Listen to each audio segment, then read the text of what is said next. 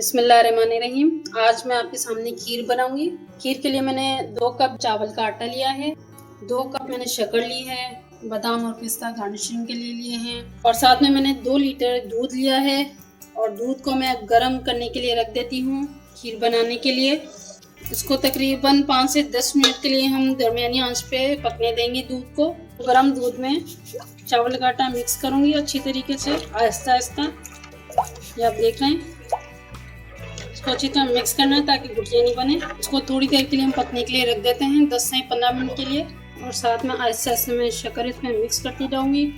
क्योंकि 2 लीटर दूध में मैंने 2 कप शक्कर ली है।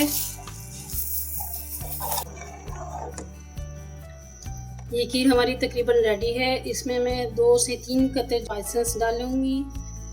ये आप देख सकते हैं कि ये केवड़ा एसेंस है, ये मैं इसमें शामिल कर दूँगी। 2 से 3 ड्रॉप्स में शामिल करूँगी और इसको अच्छी तरह मैं मिक्स कर दूँगी।